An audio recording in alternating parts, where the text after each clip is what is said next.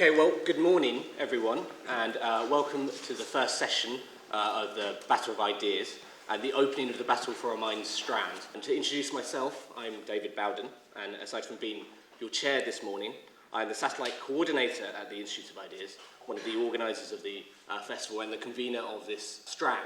Now, normally when I introduce these topics, I try to do an introduction to really sort of set the issue within a certain context. But with this session, I think pretty much the title says it all, and the fact you're here and are interested in trying to unpick the title says a lot. I think some of you might have seen the headline this week of the story declaring that Oreos are as addictive as cocaine, citing a study from neuroscientists at Connecticut College that in a controlled study, lab rats found the chocolate biscuit as desirable as cocaine when offered the choice against rice cakes. Now, it's not a study that we're going to try and forensically pick apart over the next hour and a half. I suspect we probably wouldn't need an hour and a half to pick apart the various methodological problems with it. But it does seem to tap into very much a kind of cultural sentiment where the term addiction becomes used increasingly promiscuously, being able to apply to all manner of compulsive behaviours, from shopping to sex, internet pornography. And then there's the discussion really now that's kind of come up around when you're discussing it, there's a notion of the real addictions versus the untrue addictions. But actually, when you start to delve into the clinical debates on this topic, that it's not quite straightforward as that. So to try and shed a little bit of light on the issue, I've amassed a large panel of clinicians, writers, academics, people who engage in these discussions an awful lot and involved on the sharp end. So hopefully we can try and at least get a better understanding of what we mean by addiction by the end of it. Just to try and introduce you to my panel, we have Dr. Frankie Anderson, who is sat in the middle there to my left, who is a hospital medicine trainee, who has recently started a master's in neuroscience at the Institute of Psychiatry, and is also co-organiser of the Sheffield Salon, which is a monthly discussion forum which meets, appropriately enough, in Sheffield, to discuss a lot of the issues that we look at in the Battle of Ideas. It was inspired by the Battle of Ideas, and they said that we want to do something similar in Sheffield, and they organised a discussion on neuroscience and free will a couple of weeks ago, which had 150 plus people at it, and it was a fantastic discussion. Well worth looking up on YouTube, by the way, since they've got recording up. Then we have sat to my immediate right, Dr. Henrietta Bowden-Jones, who is Director of the National Problem Gambling Clinic and Honorary Senior Lecturer in the Division of Brain Science at Imperial College. Then we have sat to my far left, Dr. Michael Fitzpatrick, who's a GP and medical writer. He's written extensively on medical and scientific issues and is the author of books such as Tyranny of Health and Defeating Autism, A Damaging Delusion. Sat to my immediate left, I have Dr. Sally Sattel, who's a psychiatrist and resident scholar at the American Enterprise Institute, a lecturer at Yale University School of Medicine. We're delighted she's been able to fly over to join us this weekend to help launch her new book, Brainwashed, The Seductive Appeal of Mindless Neuroscience, which she'll also be speaking at a keynote session on tomorrow afternoon, I believe. And also, in her spare time, she helps out at a methadone clinic, just to make everyone sort of feel as if we're wasting our lives a little bit more. Sally writes extensively these debates and is involved in the sharp end. And last but by no means least, we have Phil Withington to my far right, who is a professor of early modern history at the University of Sheffield and co-editor of the journal Intoxication and Society. He may not seem a straightforward, obvious professor of early modern history on a panel about what addiction means today, but I've seen Phil speak on this issue before, and he has some fascinating perspectives on that, but I'll let you make your own mind up. One of the reasons I've done this panel today is that I go to a lot of discussions around addiction. I often get very frustrated because what's interesting is that everyone comes at addiction from a different angle. They have their own perspectives on it, and you can often spend quite a long time talking at cross purposes. So I thought I'd try and move us straight into the heart of the discussion by dispensing with the kind of longer speeches at the beginning and to move kind of straight into sort of some of the core questions. But at the same time, I also do want to give them a couple of minutes to just try and set out their perspectives and give you a little bit of an indication of where they're coming from. Henrietta. Thank you very much, David. Well, I'd just like to say that although a lot of you in the audience will at some point want to raise issue about the reclassification in DSM V of addiction and the way we perceive it, I would really like to first of all say that for 20 years I've been working with patients suffering from addiction. I've seen actually a couple of people here who are my ex-patients. I've worked with homeless addicts, giving out methadone. I've worked in private clinics dealing with 12-step movements, and I was, for many years, the psychiatrist who was running the detox units for Kensington, Chelsea and Westminster, doing alcohol, drugs, etc. So I've got a good perspective in terms of the whole spectrum. And what I want to say today, I want to make this more personal in terms of the individual. Addiction is about distress and suffering.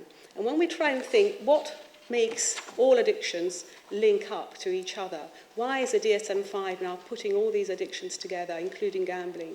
Well, because distress and suffering bring them together.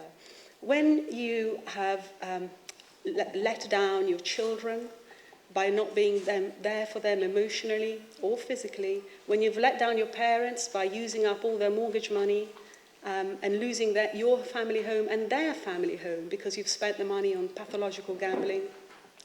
When you've lost your friends because you've used them, you've borrowed money from them to buy drugs, or you've alienated them by removing yourself from your social circle. When you've committed acts of domestic violence, which is something that unfortunately does happen sometimes when people are fighting about money, etc. When you've lost your marriage, then whatever addiction it is, the fact is that you are sitting in a room, you're talking to others, and you're all sharing the same pain and suffering. And today, I really want you to focus not just on the individual, but as I said, on the children of addicts. I would say that over half of the people I treat every week have had history of parents who had some form of addiction. And their suffering started extremely early.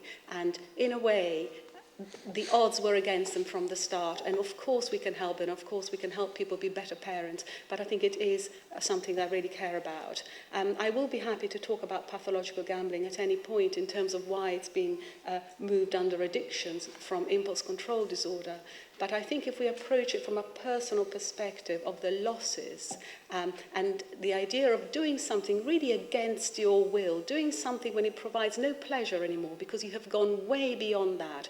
I have patients who win money and are sick at the thought of having won the money because they know they'll have to be at those machines until all the money is gone. And that may be 18 to 20 hours later, but they know that money will be gone. And then chasing losses means they have to stay longer. So a lot of our patients, certainly at the National Problem Gambling Clinic, get no sleep because it's a constant cycle. Very similar in many ways to people who use stimulants and are on cycles of like those. Okay, Phil? Thanks very much. My perspective today is as a historian of intoxication rather than as a practitioner, someone involved with people. Obviously, addiction is a fascinating topic. It goes to questions at the heart of the human condition, what it is to be human, why we do things, and how we do them, the nature of the body and the mind, the relationship between the individual and the state, the nature of freedom. I think it's very important. I'm just going to make 3 points as a preface to what my contribution to the panel. And the first is simply that addiction is a very old word and idea. It comes from the classical addictio, meaning to be a debtor assigned to the custody of the creditor, i.e. you became a slave.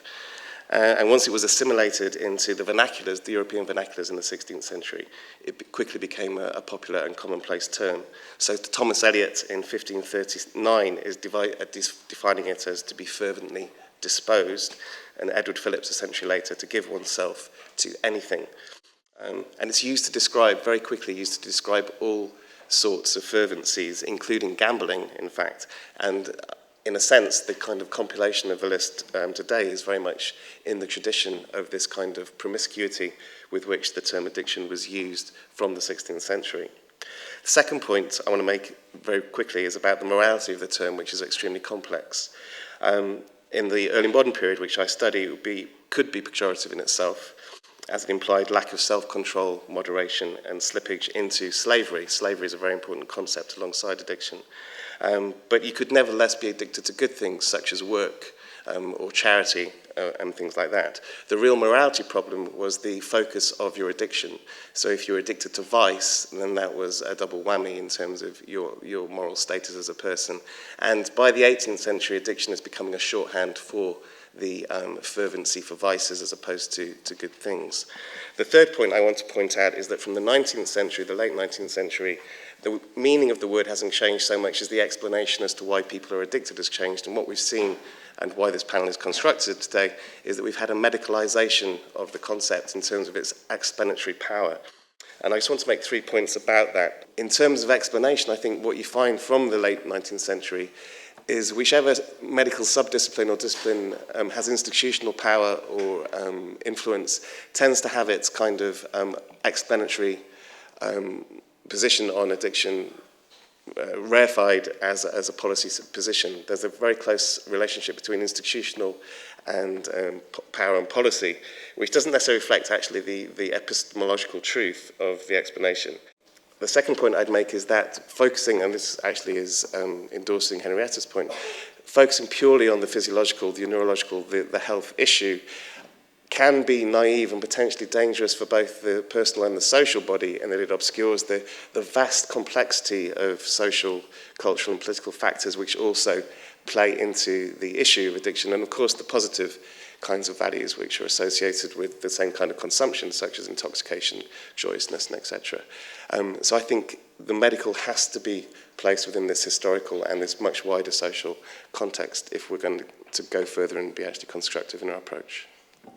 So the question is, what is addiction? And if I had to say in one word, I'd call it's a behavior. And it's a behavior that there's largely consensus around. It's encompassing 3 general qualities. One is that the addicted person has a intense desire to do something, use drugs, gamble, whatever, that there's difficulty quitting this behavior, and that the behavior itself generates some adverse consequences. Bad things happen because people are engaged repetitively in this behavior that's hard to stop and that they'd like to engage in and feel compelled, which is different than are compelled. But at its core, addiction really is a voluntary behavior. But let me define voluntary, because I certainly don't mean it's something that people can easily take or leave. That's certainly not the case. But I'm defining voluntary in a strict behavioral sense, which is to say a behavior whose course can be influenced by foreseeable consequences. So that if I know that there is a sanction that might face me if I continue to use, or a reward, I can modify my behavior so that I can avoid the aversive consequence or be rewarded. And speaking of Oreos, actually a colleague of mine has done fascinating work.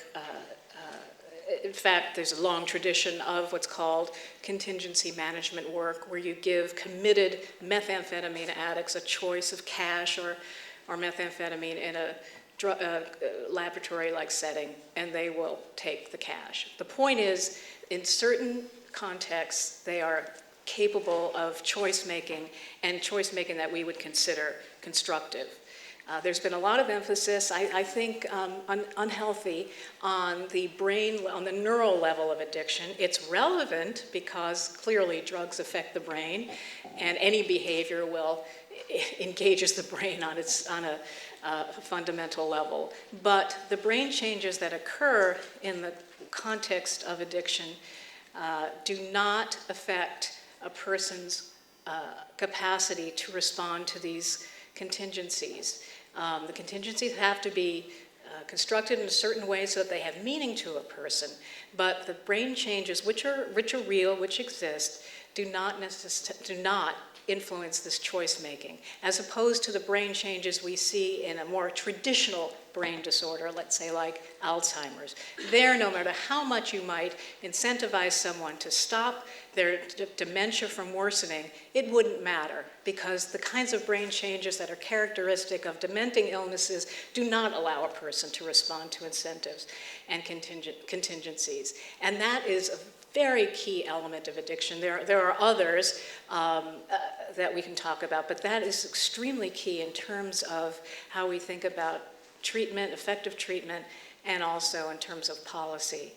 Finally, if we stay too much at the neurological level, we will also forget the fact that people use drugs for reasons. Drugs serve a purpose. People use, continue, and stop using drugs for reasons.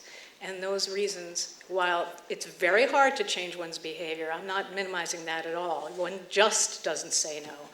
But those reasons are important. And if we think too much about the brain and not enough about the mind, we won't be thinking of those reasons either. Okay, Mike? I just wanted to say something about the convergence of two key concepts in this discussion, suggested actually by a chapter in Phil's book, Intoxication and Society. There's a chapter called The Addicted Self, and there's a chapter called Nudge Policy. And I'd like to talk about the convergence between the concepts of addiction and the concepts of nudge, which seem to me to be at the heart of much of the current discussion. And the basic underlying concept is that so many of us are so far out of control that we need others to guide us through life. That's the basic underlying concept of addiction and nudge. The common thing that pulls them together is a sense of a diminished capacity of the human subject. You know, Sally says a neglect of the role of the mind and an elevation of the role of the brain. In the concept of addiction, we see a remarkable ascendancy of the medical model over the social model, over any sort of moral model of addiction, which is the two ways of looking at addiction have vied for over 200 years with one another, but in recent years the medical biological model has been very much in the ascendant. And at the core of that concept is the fragile, vulnerable individual who is the slave to toxic substances, to toxic activities, even to toxic relationships with other human beings.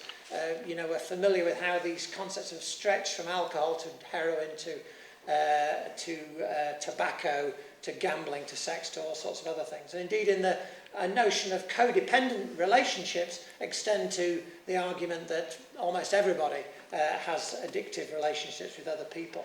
And these sort of ideas, which are based on the incapable subject, have been, people have alluded to, legitimised by neuroscience, as subject of Sally's excellent book on this question. But the origins actually, as Sally said, neuroscience doesn't really explain anything about these sorts of behaviours, but it has a powerful way of, in the contemporary world, the neuroscientific discourse legitimises a set of ideas whose origin actually lies outside, is not in the scientific world at all, but lie in the cultural devaluation of the concept of individual autonomy, of the downplaying of the capacity of the individual person. And this is where addiction meets nudge, because the nudge notion, people will know, the nudge unit is now installed in the Downing Street as a centre of government policy. The outcoming of a whole set of developments in evolutionary psychology, behavioural economics. It actually rolls back the central concept of some 300 years of Enlightenment thinking, which has at its centre the notion of the rational individual subject, the notion that is the centre of our political and economic life, that in politics we have the citizen who can make decisions about different ideological and political alternatives and put them into effect in the world, the idea that in economic life we can act as rational pursuers of our own self-interest, the consumer in relation to the market. These are the basic ideas that are at the centre of the whole modern development of modern society. Nudge brushes all that aside and replaces it. No, this notion of a rational individual subject is being greatly undermined by the discoveries of modern neuroscience and evolutionary psychology, and instead actually what is at the root of the centre of the modern world is the irrational, passive subject. In fact, that somebody who is more the object of external forces in terms of government policy, but in terms of advertising, the media, propaganda. The individual is the dupe of these all sorts of unconscious and irrational emotional forces rather than a conscious, mindful, self-determining, autonomous individual. And the problem with this person is that this person makes bad choices in their lives in relation to politics, economics, health, and they need, therefore, some counter-manipulation in order that they will make positive choices. If you're familiar with this discourse in the world of public health, that what they call the choice architecture must be set to encourage people to make positive choices, the right choices as determined by experts who are guided by the highest levels of scientific enlightenment, and that the idea that people therefore need support and advice and guidance to get them through life. So that's, I think, where addiction meets nudge, in the common degradation of the idea of the human individual, the idea of the degraded subject, which actually comes out of a much wider political and cultural crisis of modern society, which devalues the whole sense of human agency and expresses and this is reflected in the elevation of the body over the mind, the subconscious, the unconscious over the conscious, the restriction of the role of conscious, mindful activity over the direction. So I'm loath to interrupt you, Mike, but I do want to give us a little bit of opportunity to... I just want to try and sketch that rather pessimistic, misanthropic, reactionary set of views, which seems to me at the heart of this discourse, which is what we need to challenge. There we go. Frankie. Excellent, good, okay. The complex nature of the question of addiction is illustrated by the fact that we're having a panel on it here. We won't be having one on the philosophical implications of venous thromboembolism or having a heart attack, because addiction gets at something about what it means to be human and to be in control of our actions. Normally the way this question is coached is to look from competing schools of neuroscientific versus social determinism, both of which have their problems. I would argue, as evidence of this, that addiction as a concept does exist and does have a biological basis to it. For example, there is a drug used in Parkinson's disorder, Propranolol or Wequit, which is its generic name, that causes some of the people who take it to act in an impulsive and compulsive manner, very much like addiction. I think that this does show that there must be some neurobiological basis for this behaviour that we know as addiction, because people are material beings and can't just float above their biology. It is also clearly true that certain social circumstances encourage people to prioritise drug or alcohol or any other aspect of things in life, particularly when there aren't fantastic opportunities to do anything else. In my own practice, there is the revolving door of the heavy use of alcoholics who tend to improve because of changes in their life circumstances rather than relentless detoxification programmes. To underline my point, research done at the Liver Ward showed that one of the key predictors of if alcoholics went back to drinking post-treatment was if they went and stayed with their mum after discharge. Clearly, the fear of your mum's disapproval can be as big as a fear as a compulsion to drink for some people. The question I would like to raise is whether or not it matters what the underlying cause of addiction is, and are we in danger of elevating medical treatment, although more morally acceptable to me as a doctor, but leaving us with the same sense of denial and autonomy and human dignity as the traditional moral framework. Okay, thank you. I think that's woken you all up this morning, hopefully, and now thoroughly in the heart of the debate. I'm just going to try and throw out a couple of questions for us to discuss on the panel, and I know that you probably want to respond to some of what's already been said, but I sort of alluded to it in my introduction, is that there is a sort of sense of, particularly people understand things that you were addicted to substances, and people sort of understand, you can be addicted to heroin, increasingly nicotine is, I'm told I'm a smoker, I'm addicted to it, I need help to get off it. Alcohol, there's a kind of chemical dependency, substance dependency. And then there are the more behavioural addictions, which are the ones that people tend to be a little bit more cynical about, the idea, partly because they're related to vices, if you have a lot of promiscuous sex, then you're a sex addict. If you happen to sit around all day watching internet pornography, you're a pornography addict, as opposed to somebody who's choosing to do that. Is that a helpful distinction to be making? Has that really shifted too much? Can you be theoretically addicted to anything, or is there something inherent about the substances or behaviours you take part in? Henrietta? I think the last point made was something that I would have added if I'd had more than 2 minutes at my disposal at the beginning, during introductions. One of the things that I make sure I do, and not just me but all my colleagues do, is when we have someone in the room with us for the first time and we're conducting what we call a full psychiatric assessment, is to really delve deep into this person's early years, early life. And there are certain things we look for, and I'll just list a few of them just to give you an idea, because if I go through and I meet with one of my patients, be they alcoholic, drug addict, gambler, etc., and I don't find any of these, then the situation gets a lot more intellectually challenging and interesting, because most of the time some of these are there.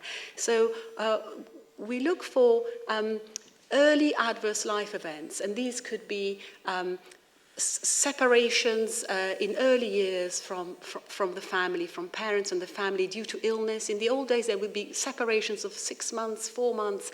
Children would be placed in hospitals with no particular explanation. So we see that quite a lot. Deaths of close family members, divorces, separations that were in some way complex for the family dynamics, emotional, sexual, or physical abuse during childhood, a parental addiction, the illness of a sibling. You'd never think, but you have no idea how many of my patients with addictions have had a sibling who, for some reason, because of a serious medical illness, caused the parental attention to be diverted from the development of the patient, him or herself. There's also bullying at school. A large number of people began feeling insecure, and their sort of safe world fell apart through what may have been bullying because of already pre-existing problems. And then we look at comorbidity as well, what we call existence of other mental illnesses within that person. Sometimes low mood in the person in teenage years, or sometimes at primary school, and maybe sometimes because of our biological inheritance, because a parent or a grandparent already suffered from it. So you have a weaker child in the context of a school environment. So I just want to say, going back to, are all addicts the same? Well, the etiological factors very often are shared, and this is what I've just been talking about. And of course, there are lots of other things that impact, and we can talk about, ventromedial prefrontal cortex if anyone wants to. I'd love to talk about that. But the fact is that there are things that have happened as well that may make you more vulnerable, and you may need a bit more nurturing to bring up your levels of resilience. And I think today the word resilience is a really important one. Sally, I want to get in, and then does Michael. Yeah. Well, your question was, do we conflate things when, should we use behavioral addictions interchangeably with substance addictions? And that's a good question. I think that behavioral addictions are easier to trivialize because of the examples you gave. If somebody's watching internet too much, they have an addiction. So that's where we can trivialize that, versus usually with substances it goes the other way, where people will minimize the amount they're using, and it's more problematic than they'll often admit. On the other hand, an enormous amount of damage can come from excessive engagement in these behaviors or in using cocaine. So in that way, there's a similarity.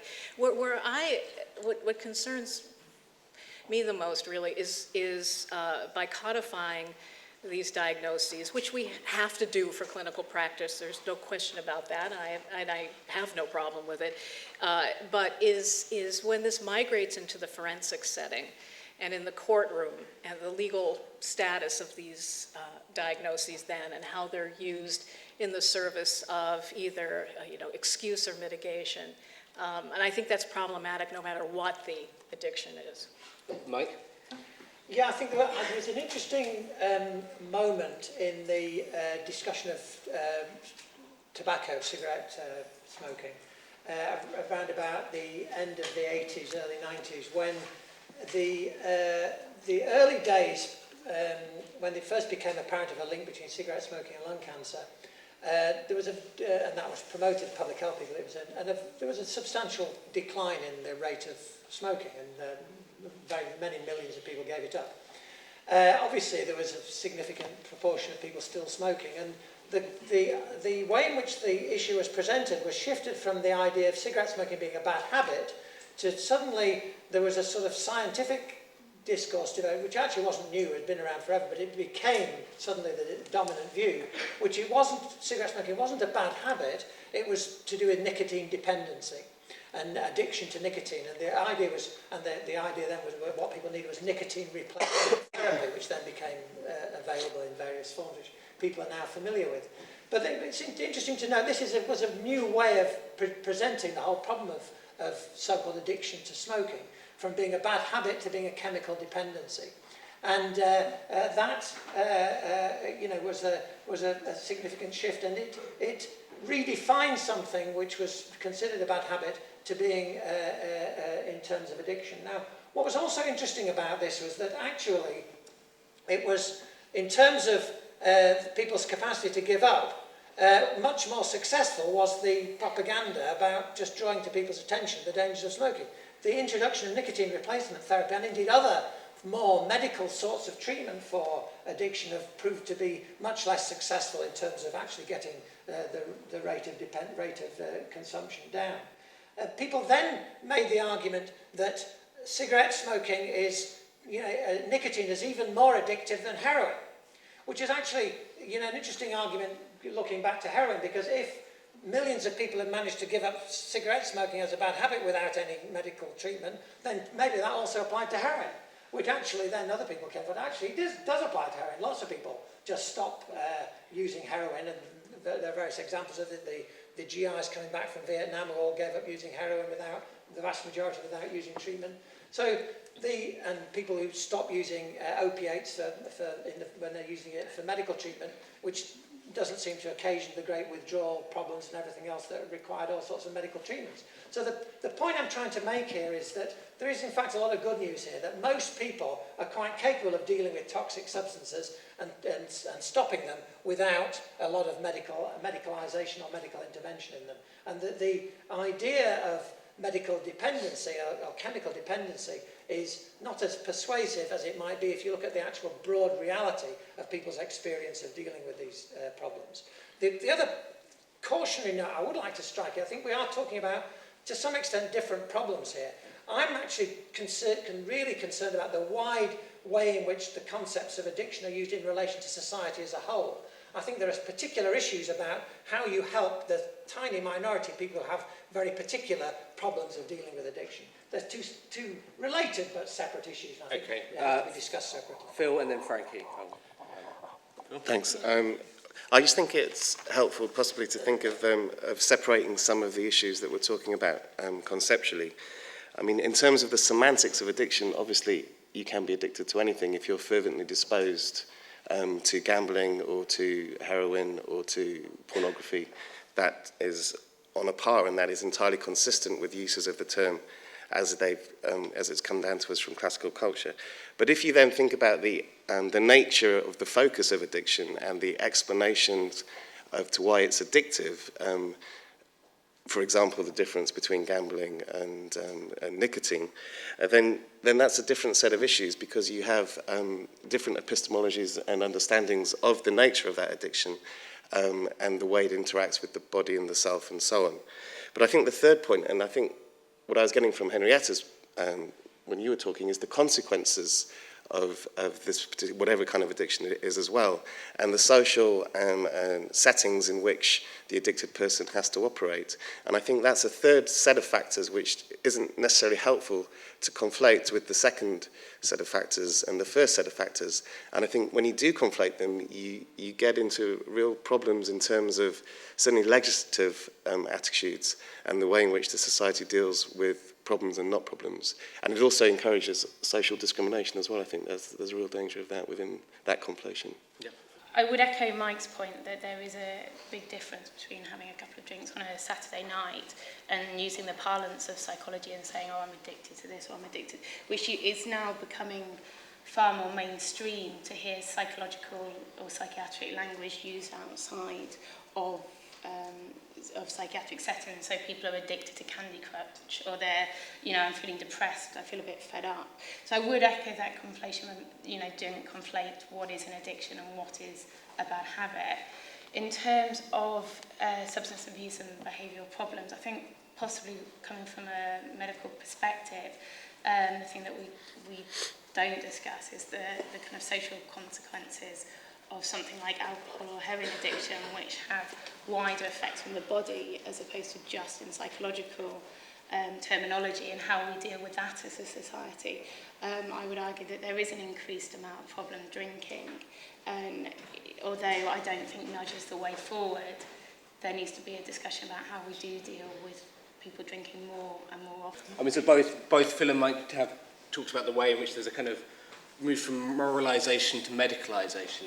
But the question that I'd want to ask is, has medicalisation actually completely demoralised the debates, demoralised the discussion, or has it shifted the territory? Because there is a sort of, because behind a lot of the kind of rise of the addictive term sort of seems to be it's okay if you accept that you're an addict to something. It's okay, it's kind of socially acceptable to engage in certain behaviours if you can excuse yourself through addiction. I mean, that seems to me at least how the term gets used, but I don't know whether that's Henrietta. I'm glad you raised the moral issue. One of the pieces of research we did recently at the gambling clinic that I run. By the way, we are the biggest in Europe. We've had over 2,000 referrals since I started this 5 years ago. So there are 500,000 pathological gamblers at any one time in this country. It's not a small issue. But one of the pieces of research we did recently was to ask every single person who came through our doors when we were doing our assessment. It wasn't just, do you have a forensic history, which is what sometimes people get asked to tick the box, no, they haven't been arrested. This is, have you ever committed any illegal acts to fund your gambling? Ever, whether it's taking your mother's credit card or stealing your grandmother's ring and selling it. And what we found, to our horror, was that 84% of our patients, 84% had. And these are people with no criminal convictions, no history of any illegal acts prior to becoming pathological gamblers. These are people who had crossed that moral line, been driven to crossing it by their diagnosis, by their illness. And this is why I do believe that pathological gambling and other behavioural addictions can be united in the sense of being as serious as our physical addictions. I think in terms of shifting the attention away from self-determinism and individual responsibility and will, as was being said earlier, there is a demoralisation that takes place because you're obviously making someone the function of their physiology and biology. But at the same time, I think if you look at it historically, the kind of medical evangelicists of the 20th and 21st century have essentially taken up the same moral batons in terms of their focus on vices and why people shouldn't engage in certain vice-like activity. There was very much present in the rhetoric of religious evangelicals before the 19th century. So there's a very strong moral continuity, and it's just basically been re-articulated and legitimated through medicine rather than the church. Yeah, I had an experience. I recently retired from general practice, and in the last few months of my practice, I wrote my first prescription for methadone for a patient going into a sheltered accommodation in basically an old people's home. And I must say, I had this sort of image of him shuffling along the corridor with his bottle of methadone next to his Zimmer frame, and thinking to myself, is treatment really better than punishment as a model of dealing with the problems of addiction?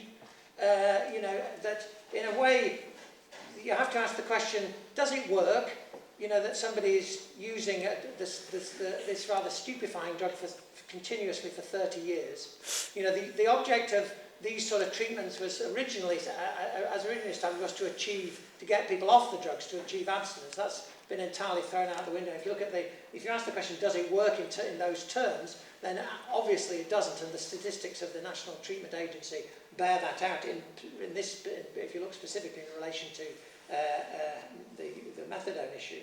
But also, I think, more importantly than the pragmatic question, you could ask that about other treatment options too, is it any more humane as a way of treating that? I come to see detox and rehab as a sort of ball and chain of the therapeutic society, that in a sense that they become a life sentence for people, that not only condemn them to these forms, either continuing forms of, like in the AA model of group therapy for life, or other sorts of therapeutic relations, or the taking of some sort of medications for life, but also the loss of dignity that involves, the sense of diminished self that's at the centre of that, the idea that they are branded as the drug addict, as the damaged person, as the person who is incapable of leading their life. And that sort of loss of the loss of respect for human dignity, the loss of autonomy of the human subject that's at the centre of that discourse, seems to need to be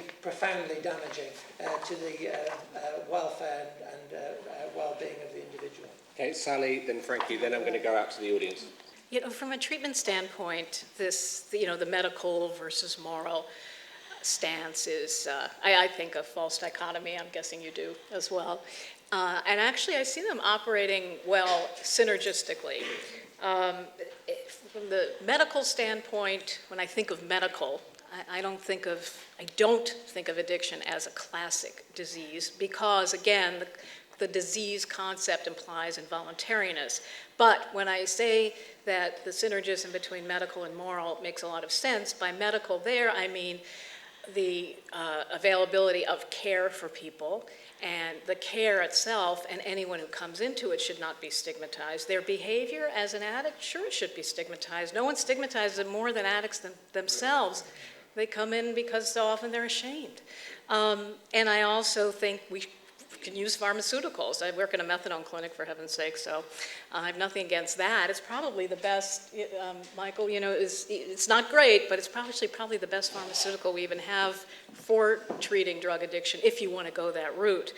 And when I say moral, I'm referring to scolding. I mean, as I said, again, there's enough self-loathing that goes on within the people who find themselves addicted, but moral in terms of, again, the choice-making capacity that I mentioned earlier, and the importance of accountability. I mean, we do that in our methadone clinic from something as simple as, you give clean urines and you get more take-homes. I don't know what they do here, but take-homes means you get to take your methadone home so you don't have to come to the clinic every day. It's a little bit of a perk. All the way to very enlightened criminal justice programs that are diversions from jail. So if you're a nonviolent addict offender, maybe you shoplifted or something, instead of going to jail or being adjudicated in the traditional way, you'll enter a supervised treatment program that's closely monitored. If you do well, they'll clear your record. If you don't do so well, there's what's called graduated sanctions. So it's not like they come down on you and then throw you in jail, or it's a small sanction. So you might have to spend a night in jail or do something that's aversive, but the clock doesn't reset. You go back to the treatment program and try again, and the success rates are impressive. But that's a coming together of the moral and medical models that works pretty well. Just two brief points, actually. Particularly, I found very interesting what Dr. Bowden-Jones had to say. The first is, do you think that addiction is a form of compulsive obsessive disorder? And I say that because of people switching addictions. They might start in childhood with behavioural things and sugar, etc., and then graduate. And then the related second point is really about cross-addiction and switching addictions, which also comes on, I think, to something Dr. Sattel said about methamphetamine addicts taking the cash. And I think the phrase is sometimes used, the redeeming power of an alternative affection. In other words, that people become obsessed with something else. I knew someone in treatment who was given the yellow card for going to the gym in the treatment centre 3 times a day, and when it got up to 5, he was thrown out. So it's the question of substitute, and it's quite frankly maybe a case of just finding a healthy substitute. I've been a social worker all my life. The factors you identified as being prominent in your patients could, I think, be said to be present in most socially dysfunctional people, that is, people who experienced early loss, exposure to violence and abuse, and so on and so forth. What is it that makes people turn specifically to gambling then, given this commonality of early problematic histories? It was a question about the same point, really, although my perception of things is quite different, because when you were speaking, Henrietta, and saying these things about early experience... Yes, I can see you now. I mean, as far as I can see, if you ask most people enough about their early experience, you might as well come up with the conclusion that we're all theoretical addicts. I mean, parents splitting up when you were a kid, having one of your siblings not very well, so you family life. It's not pathological, it's not abnormal. In fact, it's the way most of us grow up. And the thing that I find interesting about it, reflected in the other commentary, is just how widespread and commonplace the argument is to explain just about everything. You know, if you want to find any explanation for anything that's now wrong in society, whether it's kids not doing very well at school, whether it's criminality, whether it's drug addiction, there is now a one-size-fits-all explanation, which is basically blame your parents. It all goes back to what your parents did. And it seems to me it tells you absolutely nothing about addiction and explanation for everything, but tells you about a present cultural proclivity to try and basically say to us, echoing some of the points that Mike made, that we're basically victims of our past and to do nothing to control our future. And it seems to me to be a very odd and peculiar way of trying to understand anything. So, yeah, theoretically speaking, we are all addicts. Every one of us, we're addicts to dopamine. That's essentially how your motivation and reward system works. We all have one key addiction, neurologically speaking. We love dopamine. We'll do most anything for it. But then, just to answer this idea, and I'd be very interested in the comments on this point, that we have an increasing understanding of what it is that compels our behavior. We're increasingly able to look at genetic correlates and upbringing and so on, and it's true, every year and every decade we understand more and more and more about the antecedent causes which result in our behavior. And so it seems at one point in history we could say this is demons possessing someone, then we can say it's an upbringing, then we can say it's a tumor, then we can say it's a genetic lineage, and the responsibility is pushed ever further into the past, which I think is a huge moral dilemma, that the person we excuse today and say, well, this person had choice, but this person is to blame. 10 years later we say, well, actually there was less choice, we understand the antecedents further, and it's a huge, I think, moral conundrum. I'd be particularly interested in Sally's comments on that. Thank you. I feel I've got a bit of a shopping list to reply to. First of all, I'd like to extend my sincere apologies to you personally. I think you may have misunderstood me because in a short space of time I may have appeared to trivialize something. What I was talking about were quite extreme experiences that I certainly do not see in the population at large on a regular basis. I'm talking about things that were perceived as being extremely traumatic. It's not so much that a separation took place, but the way in which it affected negatively that particular individual. So do accept my apologies. Of course, half of the people around here probably have separated parents, divorced parents. So that's not the issue at all. It's more about experiences that were lived in a certain way by that individual. And I think that goes back to we really need to listen to our patients. They don't fit boxes. You need to really understand what their narrative is and what their journey was like and where did it go wrong for them to now need to do something that is so adverse in terms of consequences in their lives, in terms of harming them and their loved ones. Something happened and we need, I feel, almost like a detective, I need to work out what it is that happened to change course for someone who may have had a good life or an okay life and suddenly became destructive. So I hope you accept my apologies. I want to just pick up on the question which I loved on what makes a problem gambler. I've got about 6 things I'd like to tell you about, but I'll do it briefly. We know for a fact from the British Gambling Prevalence Survey of 2007, 2010, the year 2000, having a parent who is a gambler is one of the risk factors. Having a parent who is a pathological gambler is a risk factor in 2 ways. One, because you've seen them playing. I have patients who were left on their own at the age of 6, walking around arcades whilst their parents were gambling, or walking around shopping malls waiting for their mothers to come out of a casino. But also there's biological loading. There is a genetic predisposition. Just like in all addiction, 40% heritability is a fact, it's not invented. And I think we need to take that into account. There are people who I see who are students who at the age of 19 have gambled away all their university grant. They don't know why they did it. There's nothing coming up in the personal history that I can pick up. And then I find out their grandfather lost all the family money. And then you know that actually there is, genes do mean something. And early big wins are really important. If you have none of the above things that I've mentioned, but you go with a friend and you play together, you put £10 and you win 200, that is a really strong, unfortunately, vulnerability factor. And you know what? If your friend wins and you don't, it still matters. It still has an impact in terms of potentially turning you into someone who gets a problem. And I would say maybe a third of our patients have experienced an early big win in their gambling career. You talked about dopaminergic reward pathways. Undoubtedly, there are abnormal findings in many of our patients. And if I can just tell you one thing, what we've done is we've done research looking at the way people respond to near misses.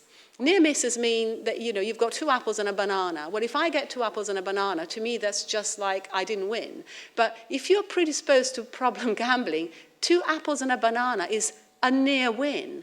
And although you win nothing, in your head, you've had a rush of dopamine, you've got very, very excited, your heart rate is up, you're sweating, and you're finding this extremely rewarding. And I think that's important from a neuroscientific perspective. It's all interesting points. I think you end up with kind of neuroscience defending it from neuroscientists, because there is a large proportion of research that is done.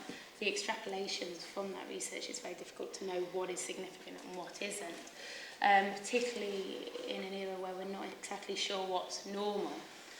And then even if you do find that there is an aberration in your pathway showing X, Y, and Z, the question then lies as to whether or not that is significant or not.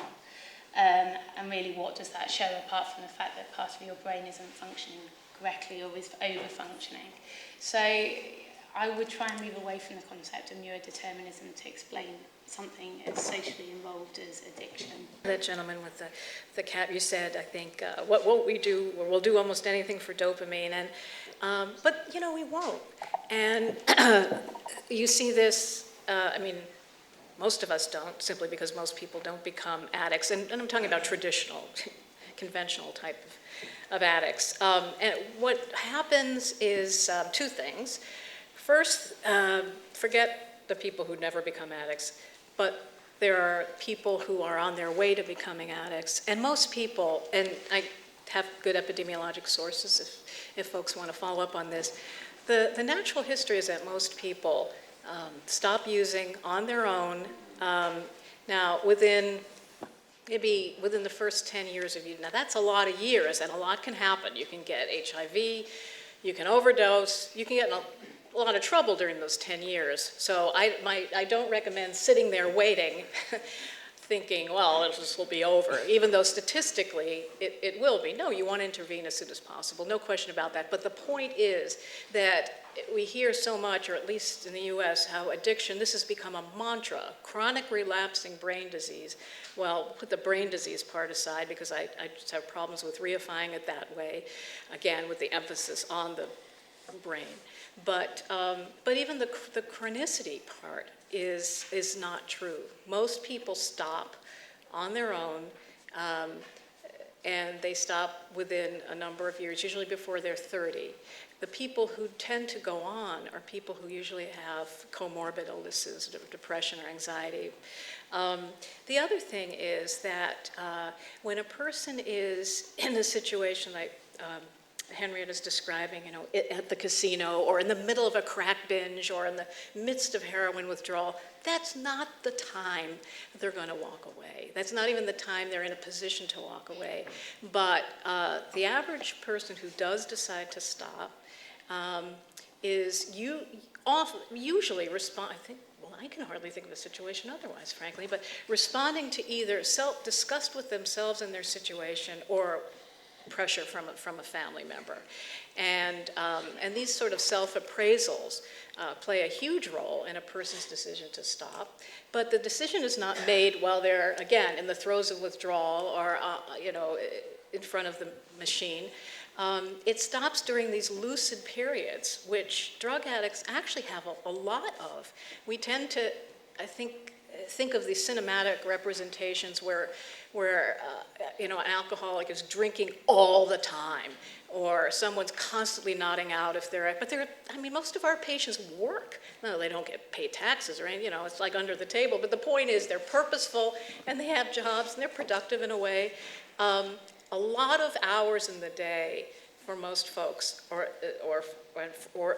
for a good portion of, let's say, the year, because people do wax and wane in terms of their cycles of heaviness of use, are spent in perfectly lucid moments where they make all kinds of decisions. So they get a new job, do they kick their freeloading cousin off the couch? I mean, a million things. And some of those decisions could be, this is the day I go to AA, this is the day I go to a treatment program, or this is the day I stop. And most people, as I said, do stop on their own. So dopamine is in everything. Okay, Mike? Well, I very much agree with that. We all love dopamine. If we all love dopamine, then that tells us exactly nothing about why some particular people have problems with addictions. And I think that's, in a way, sums up the whole problem of the contribution of science and in its different forms, genetics, neurotransmitters, MRI scans, which are invoked to show that we understand these problems better. I can't see any way in which there's some interesting research and interesting it seems to me provides nothing useful in terms of dealing with the problems that these issues throw up in society, and other than to generate all sorts of fantasies that there's some sort of magic fix that's going to emerge from it, some sort of drug treatment for it, or vaccine for cocaine use, which are projects that are being pursued. But if we stand back from it, what we all know that there's a human weakness for intoxicants. It's we've seen it exists through history, it exists through all our own lives. We also know that some people use these things in compulsive and destructive ways. That's also very familiar. We know, as Sally said, most people deal with it. People come through it in one way and another. But we live at a peculiar historical moment where the scale of people's capacity to deal with it is being radically downplayed, and there's a great exaggeration, it seems, an expansion of the scale of the problem to legitimise a much wider scale of therapeutic intervention from the state and various professional agencies purporting to help and guide people through dealing with the problems on a scale that are greatly exaggerated. And what I would, pulling back from it, try and look at it in a wider social thing, to recognise, actually, people don't need doctors to deal with these problems. Doctors actually don't know, and the neuroscientists don't know anything about, doctors actually don't know anything about how to deal with these problems. Medical expertise has very little value in terms of dealing with these problems. And people equally don't need nudging by, in the way I said at the beginning. I don't think there's any evidence of any psychological expertise that's any help. No doubt, the vast majority of people can deal with these problems. There's no doubt equally, there's a small proportion of people who have problems and need some help with it. I'm at a disadvantage here in this kind of gathering, because whereas most people have seemed to me to have a very strong and clear conviction that they know what is helpful for people with these problems, I actually don't know. After 30 years of medical practice, I have to make that confession. I do not know what the most effective way of dealing with these problems is.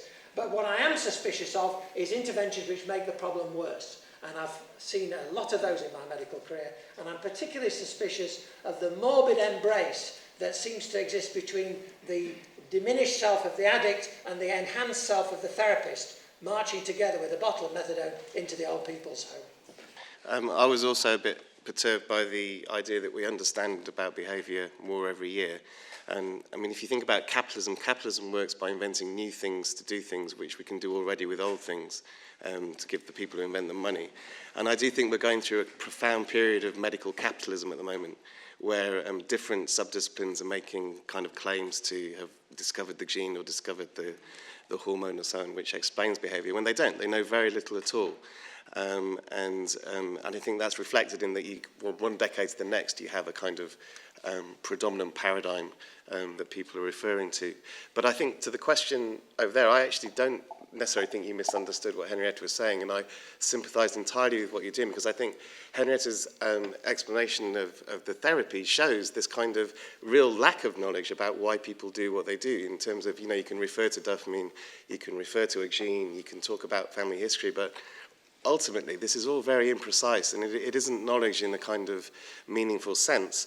But I think the third point I would make in relation to that is that what it does do, it distracts from the social and economic contexts in which the consequences of behaviour and the way in which behaviour affects other people actually exist, and they're neglected because we're looking for the key to behaviour, and rather than being reformed themselves. And I think this really does bring in the difference between affluent, successful people who have an addiction and poor people who don't, and who are vulnerable therefore.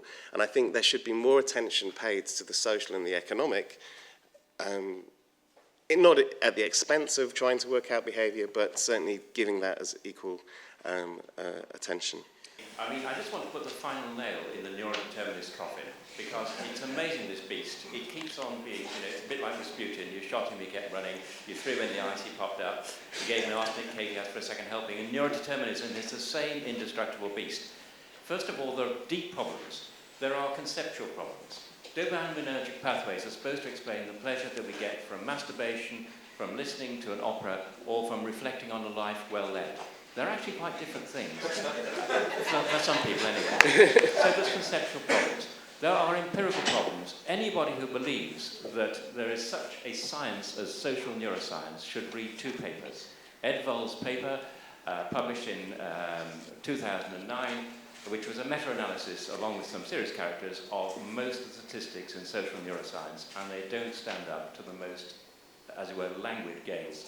But even more damaging was a paper published in Science, which is the top science journal by Catherine Button and colleagues in May of this year, which looked at the very, very poor statistical associations.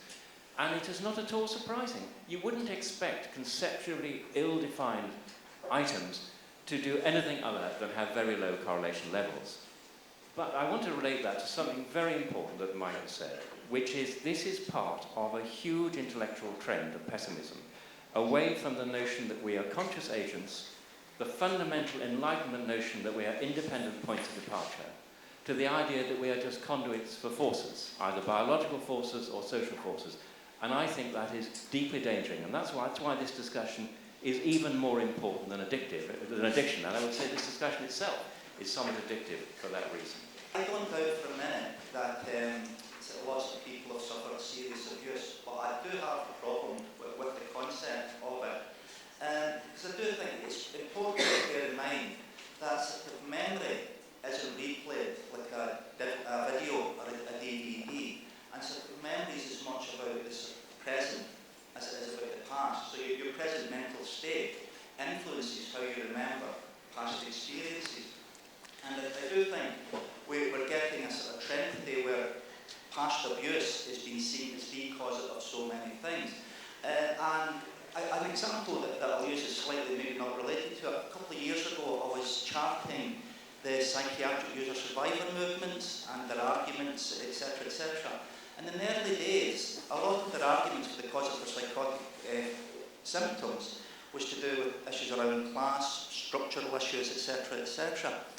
As reflective of wider society, as those issues started to hold less coherence, now, even within the user survivor movement, most of the time you'll hear psychotic phenomena blamed on past abuse. I think another example you see that is Pete Townsend said that he couldn't remember why he was downloading child pornography, but he thinks it was because he was abused as a child. And I think we're living in a time where we're looking for simple causes rather than more complex explanations I agree of social phenomena. More an observation, I noticed that the panel occasionally seems to use different words than addiction when talking about various types of what being described as problematic behaviour. And so my first question is there a useful way of classifying or characterising various types of addiction? And can they be mapped in a useful way? We've talked about chemical, we've talked about behavioural, but are there also different sort of levels, like a sort of, I don't know, earthquake type scale of some sort. Second question, perhaps a bit cheeky, is either the practicing doctors ever thought that they might be addicted to treating it? I suppose I just wanted to comment on the sort of practical implications of this, of what Mike was talking about, because I work with young people and have for the last 30 years, and I suppose what it really, the implications of this individually is that really young people are almost more or less given no choice, that you've had adverse life events, you don't live in the right place, you're never going to be able to get over that, And that's a very different thing than when I first started, because when I first started, we really believed that people could change, that you could give people a leg up and a hand out, and that they would actually get on with their own lives, and that they should try and leave behind perhaps bad things that had happened, or the fact that they lived in a particular area, or that they had been, you know, in my case, brought up in a very backward, morally corrupt society with huge religious implications. And so I think it's really, really negative. I see in the young people I work with now that they are almost told that there's nothing can be done about it, and their parents are told nothing can be done, and the parents are completely blamed for whatever the actual small issue might be for those young people. But when you turn that on its head, as we do in the work I do, and we say, you're as good as anybody, you have a slight issue here that you need to get over, but you have to have hope, and you have to move on. And saying that it's ADHD, or ADD, or you're depressed, or you're addicted to, you know, internet, or you're addicted to Facebook or whatever, is really, really it has really negative practical implications for each of those individual young people. And sending them off to be treated for addictions to Facebook or tweeting or whatever it might be, which is our latest thing about poor old young people. There's always something new. So now they're all addicted to all this stuff, is really unhelpful. And it doesn't give you a step up and a step out of that. Actually, we've all moved on in our lives. We all had adverse life events at some stage, and you get on with it. Being told that you're addicted to something doesn't actually help you. So I think the broader social context that Mike's talking about, us as professionals who work in it, is really, really dangerous. So we're teaching kids to cope, that, you know, it's not really their fault, and they should just, you know, God help them, they'll have to just try and get over this and maybe get a bit of neuroscience in the future. But in actual fact, what we should be telling them is that they should change the social and political and economic circumstances in which they live, which we no longer do at all. They just have to put up with that and go and get some hope that somebody comes up with a drug in the future that will stop them using Facebook every day. In this kind of speaking about this idea of medicalisation of human distress and of the rush to kind of categorise a new taxonomy of disorders, it's nonetheless the case that with the recent new edition of the American Classification of Psychiatric Disorders, whilst gambling became part of the addictions kind of group, the other addictions that were up for grabs, so sex and internet, were not. So I wondered if that could be something that Henrietta might wish to explain. The second question was just to wonder, is there some other way whereby it is possible to use clinical labels without that having the connotation of removing personal responsibility? I really wanted to emphasize the point of the final nail in neurodeterminism. I think we need to really be careful in terms of how this way of life, like how we're talking about really, I mean, we're talking about very serious addictions, but when we talk about sex addiction and about addiction to pornography, what about like addiction to pedophilia? And about how do we feel about this issue about like, oh, it's their past fault. It's because they've had a really difficult childhood. But at the same time, there's a lot of people out there that we're not giving credit to who have had difficult childhoods, who have been able to pull through it. And maybe these are the people we should be having centers of our studies. The issue of neurodeterminism is really difficult and a really dangerous line. Is like, when are we going to say it's not? I mean, we have this issue of gender determinism. And we say like, well, people are certain ways because they're born a certain genetic way. It's like, actually it just removes entire personal responsibility. Yeah, I think there's a profound mischaracterization of the use of science in this area, that any attempt to militate scientific evidence, of which there is a growing body, that would be dismissed as neurodeterminism, when I think the doctor said in any case that we're talking about a heritable component, for instance. People jump straight to determinism, saying that they're deeply worried, and we must kill Rasputin, nails in coffin, final nails in coffin. It's a truth of human psychology that we fear almost more than anything, maybe than death itself, the loss of control, the fact that we might not be controlled agents of our own behaviours. And this is indeed what so much science, you don't have to go anywhere near a brain scanner, or even neuroscience itself. You can simply look at behavioural psychology and genetic correlates, and actually physics and general philosophy will tell you this. So I want to say for anyone listening that has an open mind, look at the science, examine it for yourselves. The extreme repugnance for what was immediately termed neurodeterminism, without even Raymond didn't even seem to want to address the subtlety of the argument here. Look at it for yourself. Make your own judgments. It simply cannot be the case that science will never be able to tell us anything about the precursors of human actions. The first thing I'd like to say, since these are going to be my last words here, is that we can combine all of this. I think that we cannot ignore that science is trying to help at some level. If you think of schizophrenia and where we were with schizophrenia 30 years ago, now we know that if someone has two parents who are schizophrenics, they're so at risk of becoming schizophrenics themselves that people should watch out for them.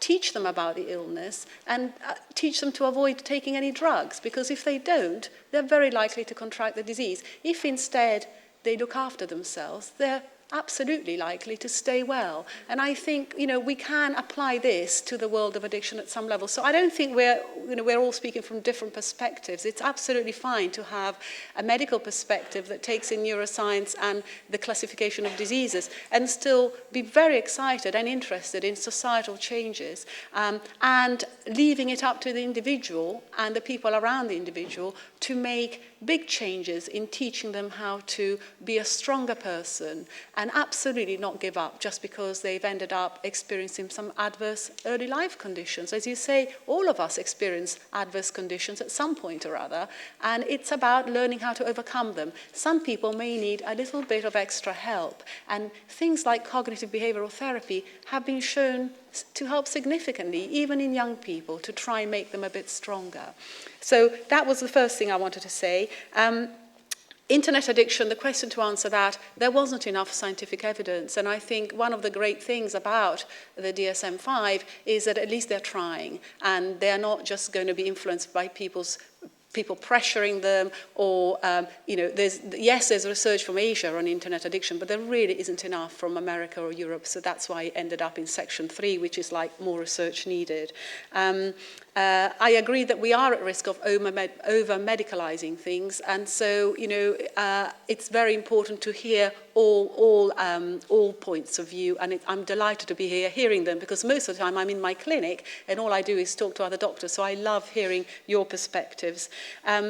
Someone talked about different levels of in terms of earthquakes and severity. Well, in the new classification, you have mild, moderate, and severe, and those are diagnosed according to a set of diagnostic criteria, and you score 1, 2, or 3, 4, 5, or whatever. So yes, there is a sort of there's a universal way of doing that if you so wish to do that.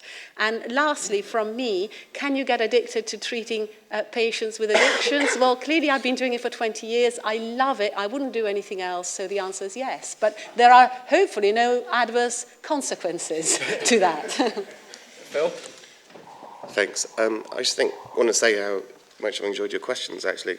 The neuroscience death of debate which has sprung up in the audience, I'd just say it might be useful to characterise it really as neuroscience and genetics as well, as new kinds of knowledge rather than ones that are going to die, but they're in no sense mature enough or know enough to actually influence policy and our understanding of behaviour in any meaningful way. And some of my best friends are neuroscientists, so I'm not doing this just to dish the discipline, but the problem is that they're making claims too quick, and they're trying to there's a very interesting article about the colours they use on scans, brain scans, the colours that they to try and emote and to cause fear and so on.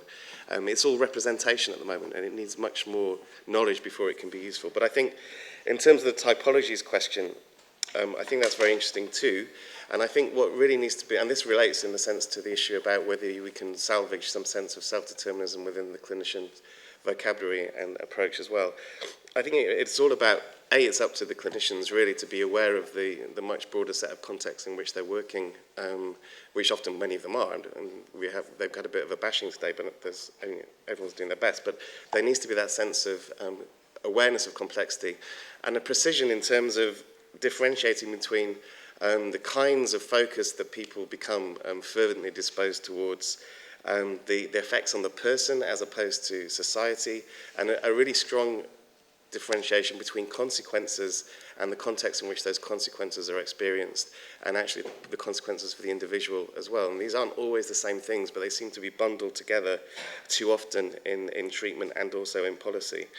And that ties in with the question from the back, which I really agreed with, about this the self-fulfilling prophecy that therapy can actually provide for people, rather than a determination to sort out the social and economic context in which people have to work. So I'll leave it there for now. Sally? Oh, yeah, I don't think anyone's a neuro-nihilist, but, you know, just from a practical standpoint, at this time, and I suppose you always have to add that when you're talking about the implications of brain findings for treatment and policy, although I'm skeptical about its relevance to the latter in any form.